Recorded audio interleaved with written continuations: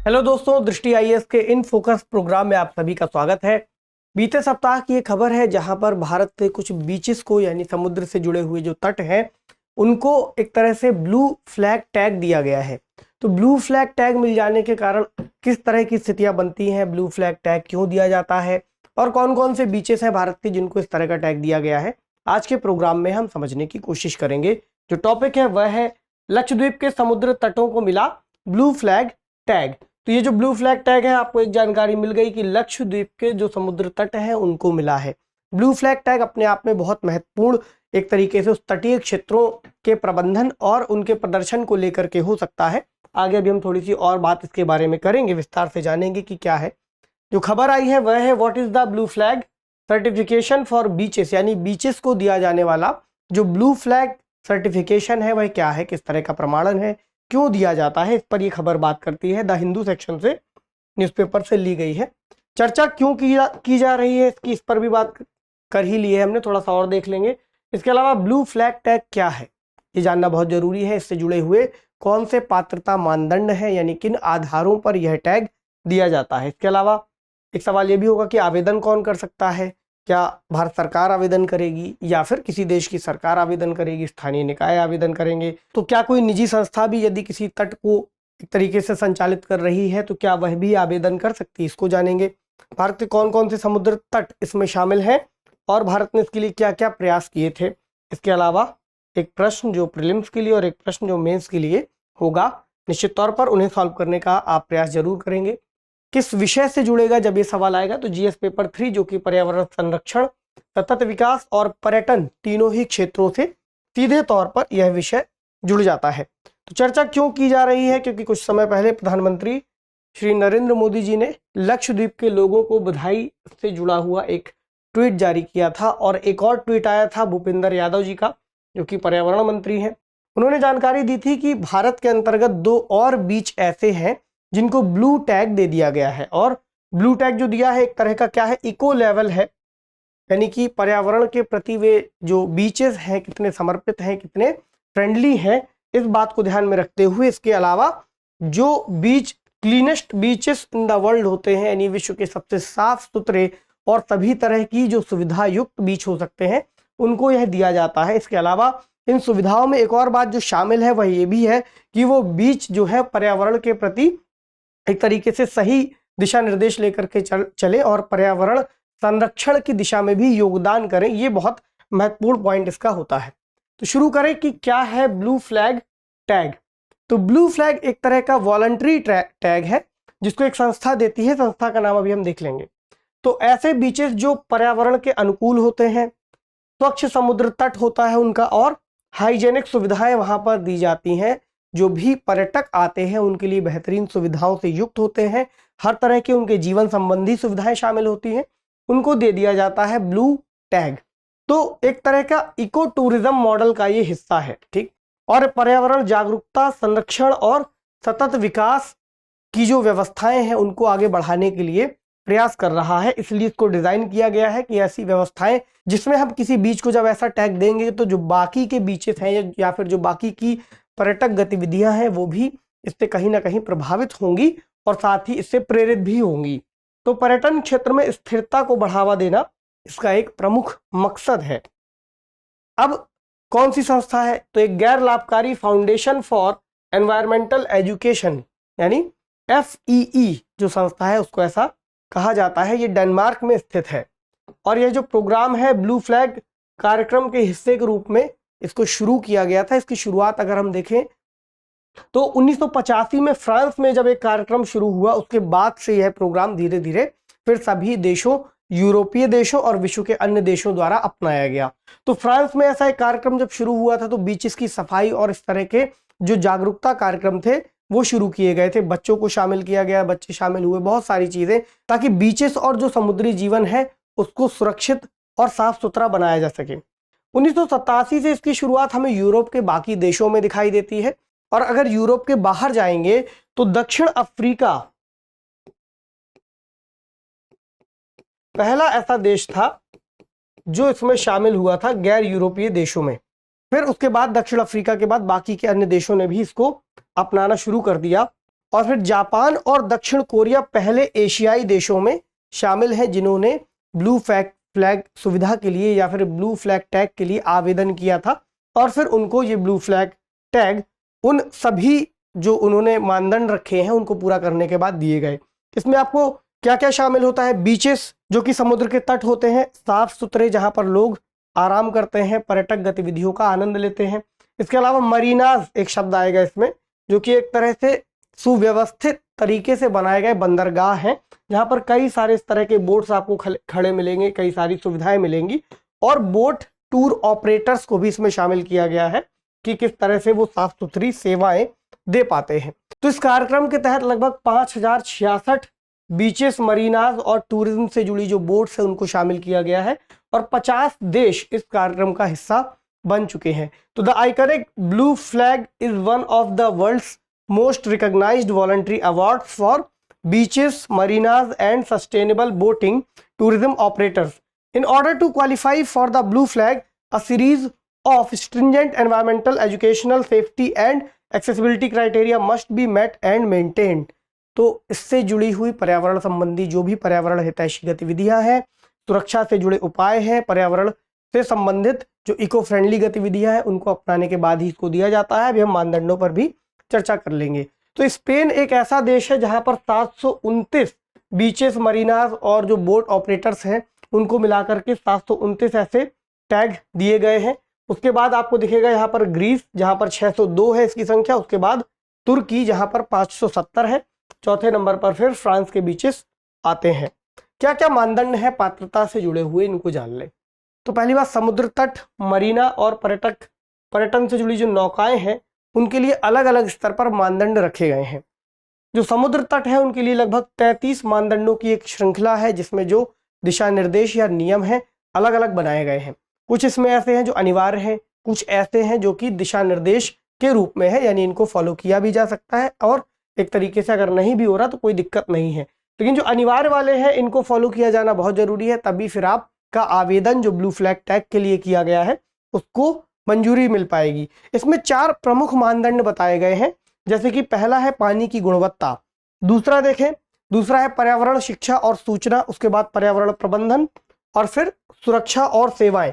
एक एक करके समझ लें इनमें क्या क्या बातें कही गई हैं, ताकि एक बेसिक समझ हमारी बन सके कि बीचेस को किस तरह होना चाहिए यदि वे ब्लू फ्लैग टैग को पाना चाहते हैं। उसके बाद थोड़ी सी चर्चा इस पर भी कर लेंगे कि क्यों महत्वपूर्ण है, क्यों मिलना चाहिए किसी को ब्लू फ्लैग टैग, किसी बीच को।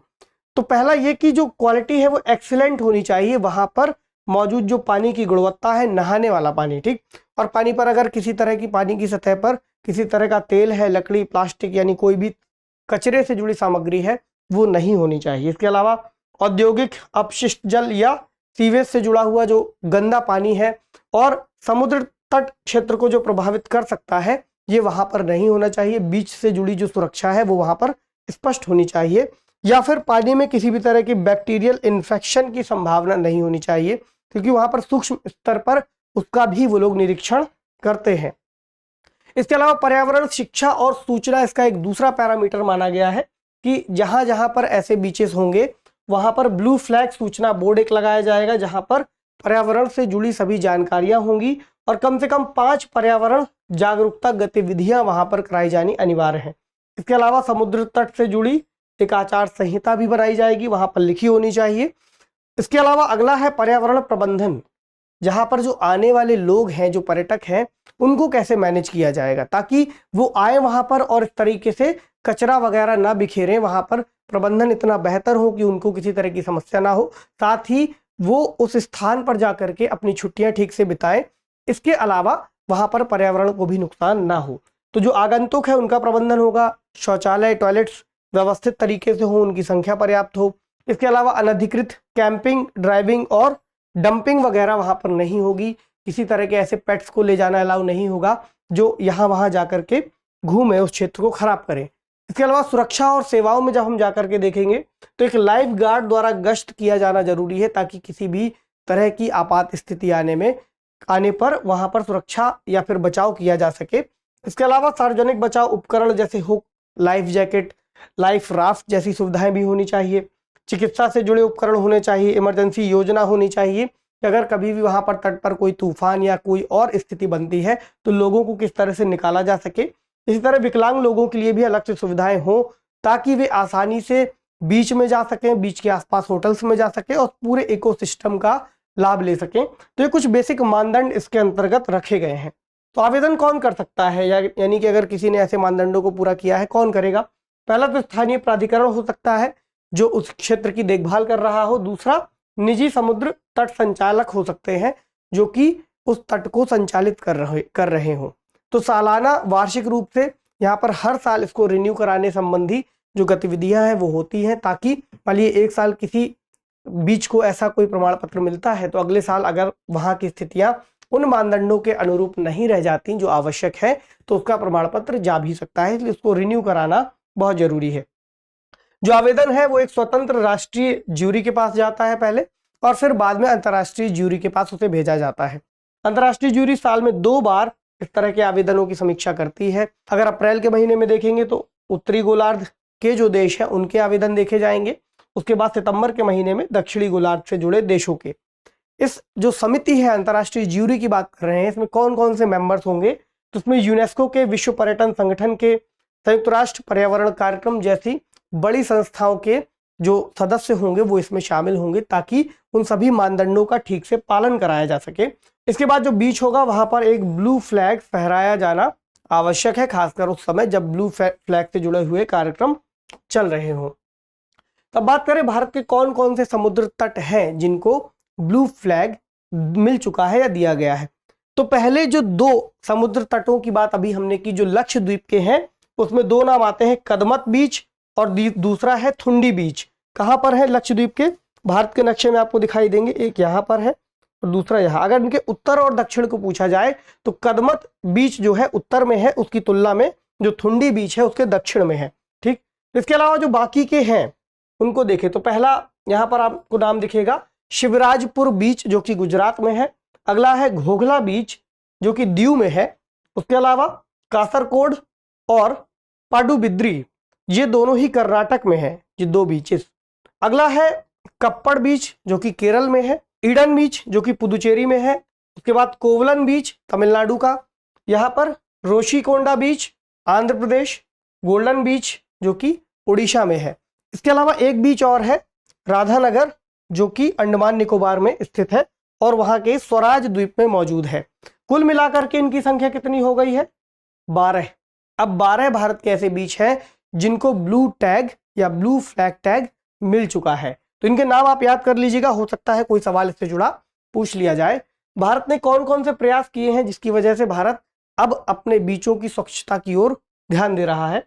तो पर्यावरण, वन और जलवायु परिवर्तन मंत्रालय ने 2020 में तटीय विनियमन क्षेत्र नियमों में कुछ ढील दी थी, ताकि जो किसी भी तट पर या फिर जो द्वीप है वहां पर जो निर्माण कार्य है उनसे संबंधी जो व्यवस्थाएं हैं या प्रतिबंध है वो इसके अंतर्गत आते हैं। तो कुछ ढील दी गई ताकि जो व्यवस्था है उनको और बेहतर किया जा सके। इस साल की शुरुआत में अंतर्राष्ट्रीय मानकों को प्राप्त करने के लिए समुद्र तट पर्यावरण और सौंदर्य प्रबंधन सेवा कार्यक्रम को भी शुरू किया गया था, जिसके अंतर्गत जो कुछ समुद्र तट थे जिनको चिन्हित किया गया, वहां पर प्रदूषण नियंत्रण, समुद्र तट से जुड़ी जागरूकता, सौंदर्य शास्त्र, सुरक्षा, निगरानी सेवा और पर्यावरण शिक्षा से जुड़ी हुई गतिविधियों को शुरू किया गया था। तो आप समझ सकते हैं कि ये लगभग वही बातें हैं जो कि इसके मानदंडों में दी हुई है। उन पर ध्यान देते हुए फिर अब 2 जो बीच है उनको भी यह जो टैग है वह मिल चुका है। तो अब बढ़ें सवाल की तरफ, लेकिन सवाल पर बढ़ने से पहले एक जानकारी आपके साथ साझा कर लें कि दृष्टि आईएएस ने आईएएस की प्रारंभिक परीक्षाओं को ध्यान में रखते हुए सीसैट से जुड़ा एक लाइव ऑनलाइन कोर्स शुरू किया है, खासकर उन लोगों के लिए जिनको सीसैट क्लियर करने में दिक्कत आ रही है या फिर सीसैट से जुड़ी तैयारी उनकी बेहतर नहीं है। तो इससे जुड़े एडमिशन्स शुरू हो चुके हैं और कक्षाएं 4 नवंबर से शुरू हो जाएंगी। किसी भी जानकारी के लिए आप दिए गए नंबर पर कॉल कर सकते हैं और इस कोर्स से जुड़ी पूरी जानकारी प्राप्त कर सकते हैं। तो सवाल क्या है? सिंगल लाइनर है, भारत के निम्नलिखित में से किस तट को ब्लू फ्लैग टैग नहीं मिला है? अब आपको ये बताना है कौन सा है इसमें जिसको नहीं मिला।